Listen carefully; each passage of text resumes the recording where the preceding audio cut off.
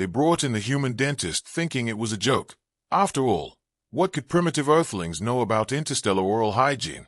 But when the alien patient writhed in agony at the mere scent of mint, they realized too late.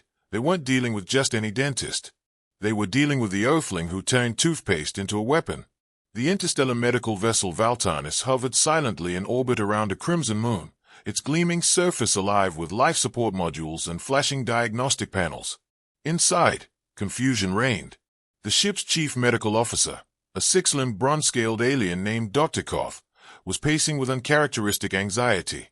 Slumped in the medical chair, twitching and drooling, was Commander Vaquel of the Zeltrax Dominion, 7-foot-tall war veteran, known for ripping apart battle drones with his bare claws.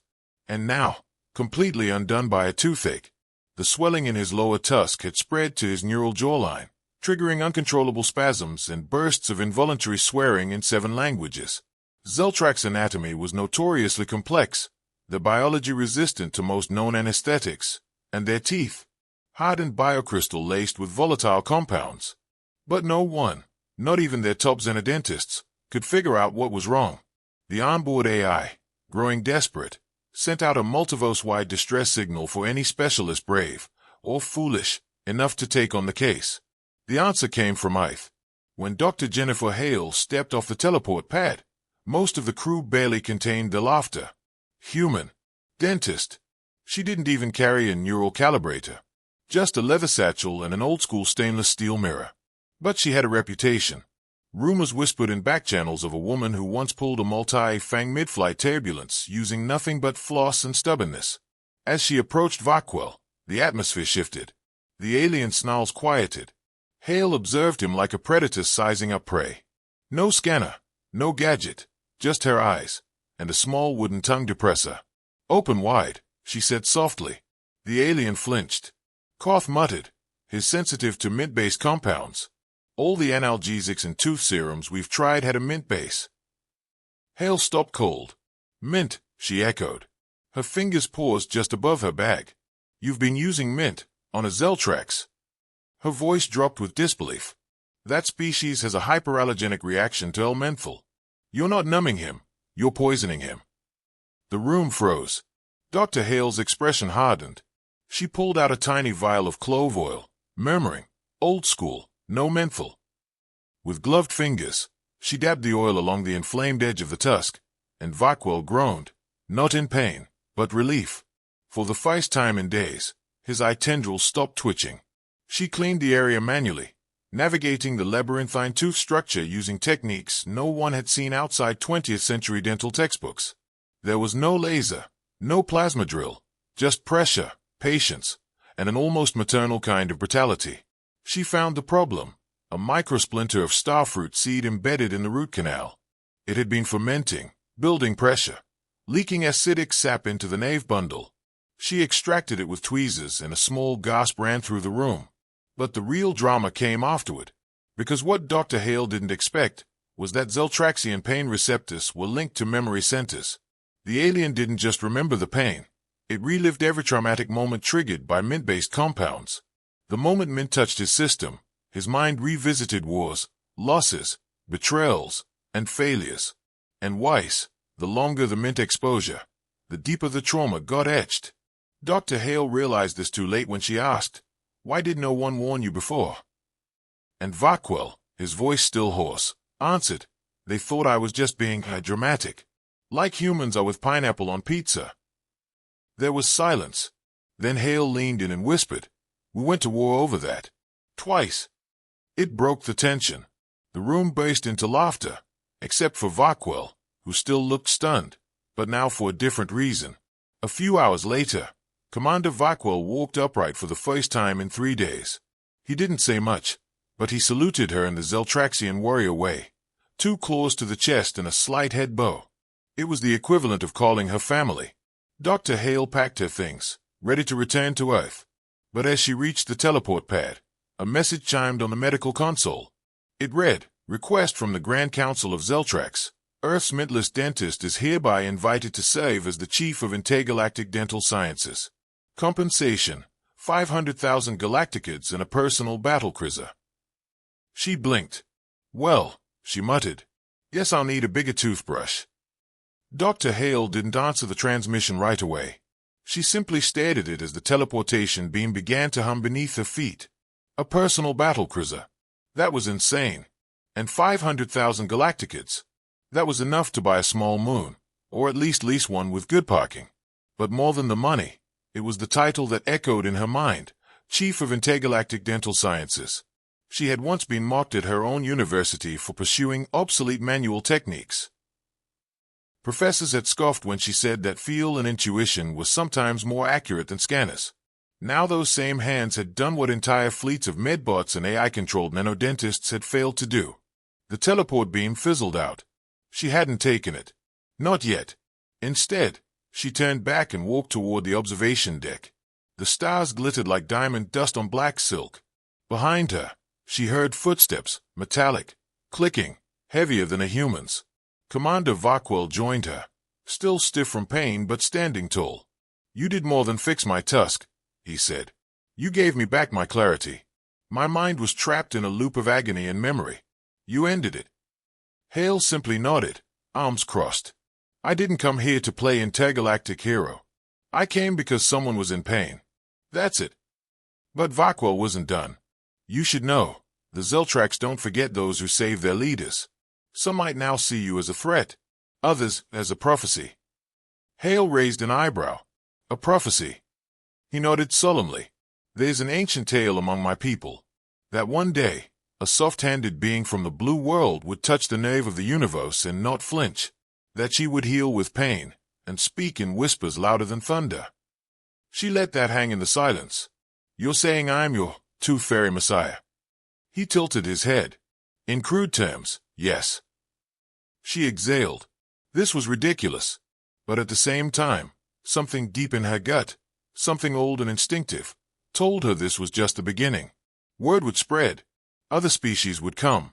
Some of them wouldn't be as diplomatic as the Zeltrax.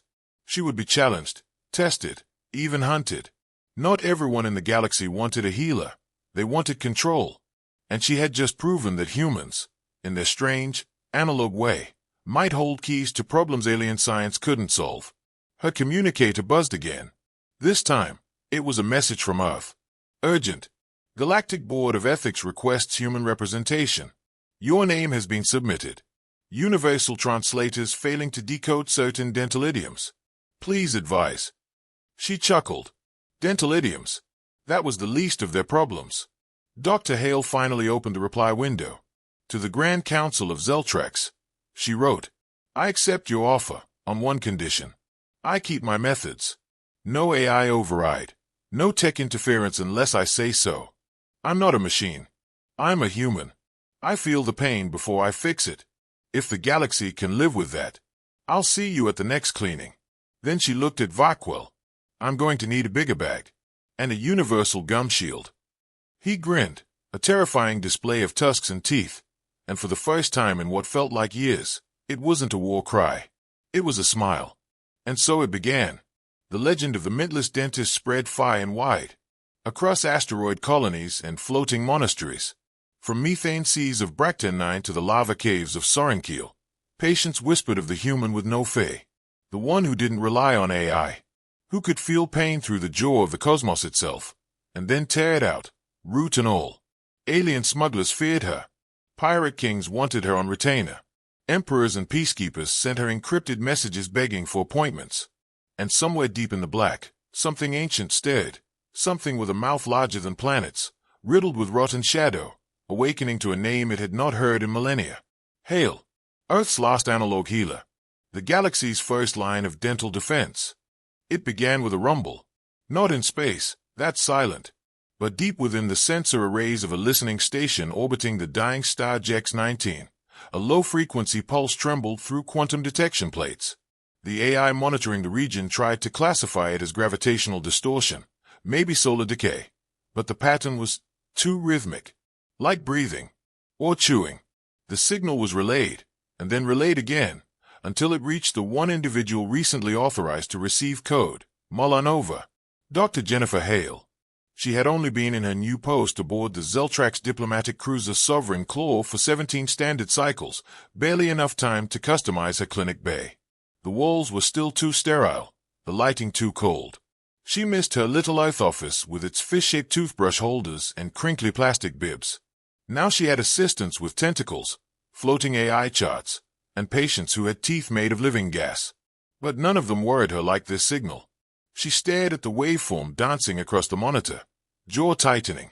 "This isn't a medical call," she muttered. "It's a summoning." Vaquel stood beside her, now fully recovered and wearing ceremonial war robes. The dentar void. "It's waking." She turned sharply. "You said that was a myth. An old Zeltrax ghost story." He nodded solemnly. "And so was the prophecy about you. According to ancient records, half buried in radiation-scorched temples, there was once a being so vast, so old, its teeth had calcified into asteroid belts. It slept within a collapsed wormhole, using entire moons as molars. They called it Mawdrith the Gnashing Star, a creature of hunger, a beast whose pain radiated across space-time. Every few millennia, its cavities would fester, causing black holes to scream. And now, the scream had come. Hale didn't pack a weapon. She packed her reinforced surgical gloves, a belt of ancient hand tools forged in Earth's last steel mill, and a tin of cinnamon oil, one of the few substances known to soothe non-corporeal gumlines. Her battle cruiser sped toward the coordinates, reality beginning to warp around the anomaly. Stars elongated. Gravity trembled. And then they saw it. Not a creature. Not a ship. A cosmic mouth. Suspended in space like a broken halo. Teeth the size of mountain ranges, many of them cracked, blackened, or split in two. The ace shimmered with pressure waves of agony. It was trying to howl, but had no lungs, only ache. As the cruiser held position at a safe distance, drones scanned the perimeter. One returned mangled, chewed through by a molar strike that moved faster than physics allowed. "No nanodentistry will work here," said Vaquel. "If anyone steps inside that event horizon, they won't come back." "I will," said Hale. She stepped into her custom-built nanosuit, one that could survive gravitational shearing and biosentient enamel. It wasn't sleek or stylish. It looked like a deep-sea diving suit mated with a medieval knight. Heavy, old-fashioned. Just like her. Using a tethered drop pod, she descended toward the cavity. Sensors flared, temperature spiked, but she pressed on. At the gumline, the horror unfolded. Plague-like bacterial colonies had infested entire ridges of the molars, constructing bizarre biocitadels. Acid pools burned through bone. Screams echoed through her suit, not in sound, but as thoughts. The creature didn't speak. Its pain screamed inside her skull. "I hear you," she whispered. Then she pulled out her tools. Feist, the basics, scraping back centuries of decay with slow, deliberate force. Then the precise work, sealing fissures with reinforced enamel composites synthesized from asteroid minerals. But it wasn't enough. The real problem wasn't infection. It was neglect. No one had touched this creature in eons. Hale placed her gloved hand against a trembling incisor. "You've been alone a long time, haven't you?" And the void pulsed, slowly, gently, almost like a nod. She worked for hours, days, even. Time lost all meaning. She wasn't in space anymore. She was inside a legend, inside the aching soul of something that had forgotten what comfort felt like. And when she finished, when the last cavity was filled, when the pain eased, the stars stopped trembling. The cosmos, briefly, sighed. She floated back to her cruiser, drained, her suit cracked, her tools dulled, but alive. And behind her, the mouth of Mawdrith slowly closed. No longer gnashing, no longer screaming, just smiling. Back aboard Sovereign Claw, Hale collapsed into the medical bay's chair. A dozen messages waited, requests from new species, urgent referrals, even a request to appear on the Galactic Healers Roundtable show. But she ignored them all for now. She stared at her reflection in the polished wall. Not just a dentist, not just a healer, a guardian of pain itself. And somewhere, deep in the unknown, other ancient mouths began to stare, each one aching, waiting, fearing, and hoping that she'd come for them next. The messages didn't stop. Every system she passed lit up with requests, rumors, legends. The human dentist who silenced a star. That's what they were calling her now. It sounded absurd, yet somehow, it was true. Galactic dignitaries and tyrants alike wanted appointments, Some sought healing. Others sought secrets. A few wanted revenge, because not everyone in the universe welcomed his success. On the edge of Zonic Quadrant, orbiting a rogue comet known only as Toothbreaker, someone was watching. He was called Dr. Valex, a being of surgical precision and genetic arrogance. A Centauri-born xenodentist who had patented over 3,000 molecular anesthetics and performed surgeries with telepathic scalpel drones. His reputation was unmatched until Hale. Her victory over Mawdrith had disrupted not only the scientific hierarchy, but business. Galactic pharmaceutical guilds, pain suppression cartels, and AI-driven clinics were losing credibility and credits because of her old-school, human touch. Valex, dressed in neural silk and surrounded by whispering holoscribes, watched the footage of Hale repairing the cosmic molar. No implants, no drones, just hands, instincts, and empathy. He snarled, the sound like a laser-slicing bone. She must be challenged, he hissed. And she must fail, publicly. Meanwhile, unaware of the plot forming in the shadows, Dr. Hale returned to a new kind of normal.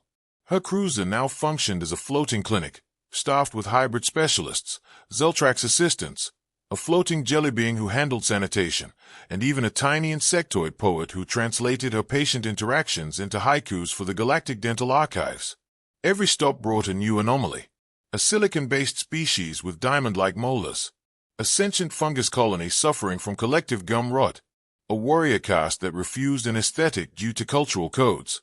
Until Hale, with her calm voice and steely stare, made even the toughest among them weep with gratitude. But the call that changed everything came encoded in 4 words. They are cloning your methods. She stayed at the message, heart-pounding. It was from an old Earth colleague, Dr. Imran Shaw, a bioethics specialist stationed at the Terranaltair Medical Bridge. He explained, alien tech corporations had begun extracting neural patterns from her procedures, distilling her techniques into sterile training modules, stripping away the humanity and turning it into software. Simulations of her movements. Her tools. Even her voice. They are calling it the Hale Protocol, he said grimly, and they are installing it into clinics galaxy-wide. She felt sick. Not because they were using her name, but because they didn't understand it. Her techniques worked not because of the tools or patterns, but because she felt every patient's fear. She listened to the pain. Machines couldn't replicate that.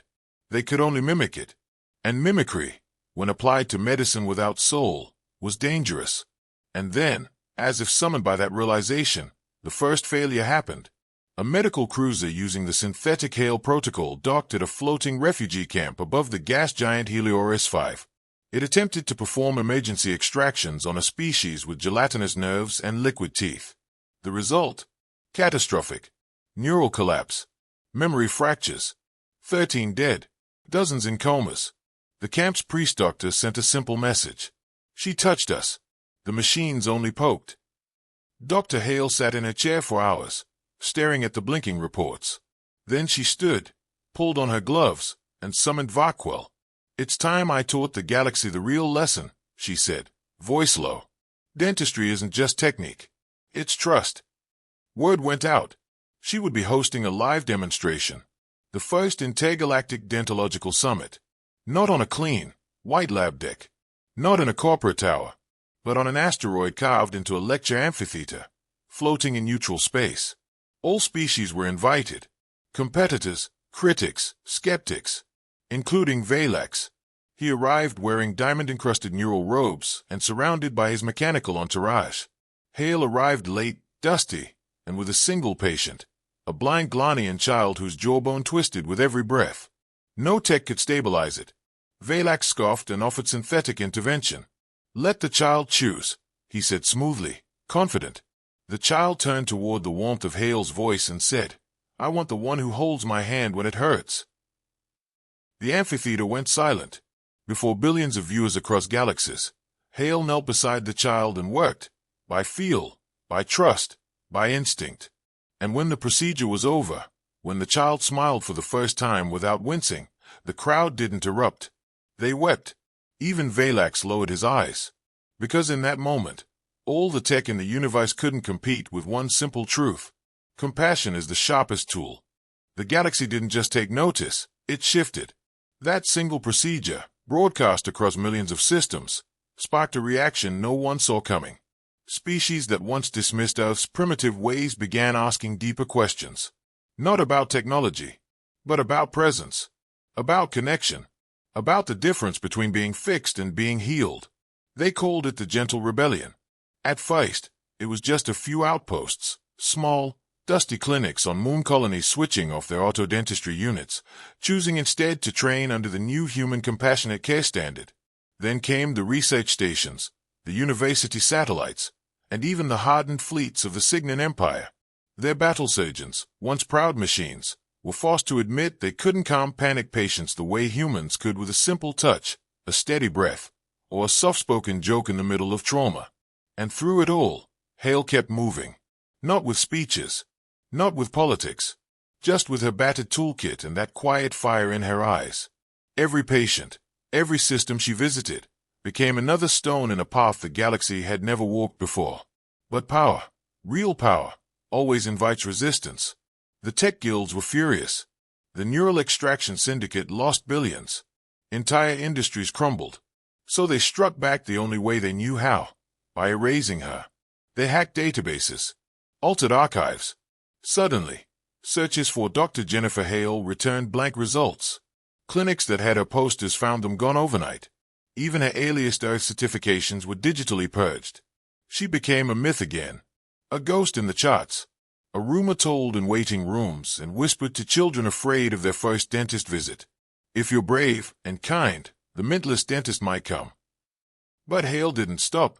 She no longer cared about fame, or even credit. She only cared about the next patient. One day, she performed a molar reconstruction for a subterranean race whose teeth glowed when they were scared. Another, she sat for 6 hours beside a telepathic ill being, not even operating, just listening until the pain subsided. She worked in silence. She moved like a shadow. And then one day, something changed. She received a message. Not a transmission, not digital. It was handwritten, and sealed in wax from a species thought extinct. The note read, "We have a child born with teeth of light. They flicker with her dreams. She is in pain. No one understands her, but we think you might." Coordinates followed. Hale stared at them. They pointed to the uncharted dark line, a region beyond mapped space. Dangerous, rumored to be haunted, but something in her gut told her this was different. Special, fated. She summoned Varquell, older now, but still her trusted ally. "How far does this go?" she asked. "How deep does pain run in the galaxy?" He looked at her, serious. "All the way down, Doctor. All the way into the bones of stars." So they set course. The ship passed into the dark line, instruments flickering. Light bent in strange directions. They arrived at a planet made entirely of crystal and silence. No cities, no ports, just a village formed of reflective towers. Waiting at the edge was a being wrapped in robes of liquid silver, holding a child whose teeth shimmered with colors never seen in known spectra. The child cried without sound. Her pain didn't come from rot or trauma, but from something deeper. She absorbed emotion through her teeth. She was a psychic mirror. The more pain she felt around her, the more her jaw cracked. Her village had fallen silent trying to protect her. Entire generations lived without speaking, laughing, or grieving, just to keep her safe. Hale knelt before the child. She didn't open her bag. She didn't reach for tools. She smiled, warmly, gently, truly, and whispered, "I see you." The child's glow steadied. Her jaw stopped twitching. The village didn't erupt into cheers. But someone wept, and then someone laughed. And soon, the silence broke. Because healing wasn't always about drills and fillings. Sometimes, healing meant giving someone the courage to live loudly again. Somewhere across the stars, Dr. Valax, watching the latest reports, finally deactivated his surgical drones. In a quiet room full of sterilized instruments, he sighed and muttered to himself, "She wasn't fighting us. She was teaching us how to feel again." And across the galaxy, on warships, in mining colonies, in underwater cities and gaseous nebulae, her legend grew. Not just as the mintless dentist, not just as the healer of the Mawdrith, but as something more, the one who touched the ache of the universe, and made it smile. No one knew exactly when she vanished. There were no farewell speeches, no final patience, no dramatic transmissions. One day, the Sovereign Claw returned to dock on a neutral station near the Quarry Nebula, with its medical bay perfectly sterilized, her gloves laid neatly on the table, her satchel locked and untouched. A message was left on her personal console, marked only with 4 words. The ache has paused. Galactic networks erupted. Had she died? Ascended? Was this another legend forming in real time? Those who had met her, those whose lives she'd healed, refused to believe she was gone. But no one could trace her. No coordinates. No warp trail. Not even Vaquel, her most loyal companion, could find a whisper of her existence beyond that final message. He searched anyway. For years, he piloted her old battle cruiser, now renamed the Smile Between Stars. He retraced every world they'd ever touched, glowing mouths, broken fangs, rotting nebulae, and crystalline dreams. He saw how her legacy had grown, not into a cult, not even into a science, but into a movement. In the floating libraries of Zarnet, she became the foundation of a new medical ethic, empathic dentistry. On 8th, her name was etched into the surface of the moon as a tribute, in characters large enough to be read from orbit. Pain is a language. Healing is how we speak back. Children across galaxies now played games where they pretended to be Hale. Not warriors, not medics, healers. And yet, she was gone. Until one day, on the edge of space known only as the Silence Fold, a place where light bends inward and even thoughts echo, Vaquel received a signal. Weak, almost imperceptible, just a frequency that hummed in a perfect rhythm, the exact vibration of Hale's voice when she said breathe. He followed it, through collapsing wormholes, past forgotten time fractures, through gravity storms and echo worlds, until he arrived nowhere. Literally, it was a hole in space, a blind spot in the universe, and inside that black emptiness floated something impossible, a tooth. Not just any tooth, a planet-sized molar, polished, cracked, ancient, hollowed out. A signal beacon blinked atop it like a heart murmur, and carved into its surface, deep, clean, unmistakable, was a message in Hale's own etched handwriting. Some aches are too old to end, but they don't have to be alone. Inside the tooth, Vaquel found what remained of her journals, notes, fragments of unfinished procedures, maps of pain-hot zones across galaxies, tools wrapped carefully, recordings of lullabies sung to patients who couldn't sleep before surgery. And then, the final log entry. I have gone where hurt gathers and hides. Not to fix it all. Just to be there. To listen to the silence between screams. If anyone follows, bring tea. And maybe a little clove oil. He sat there for a long time. Not crying. Not raging. Just smiling. Because he knew now. She hadn't disappeared. She had become the thing the galaxy needed most. Not a name. Not a myth. But a presence. A silence that listens, a comfort that arrives when all else fails.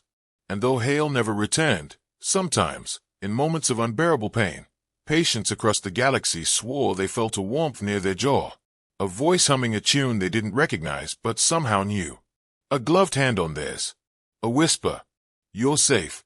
I'm here. Just breathe."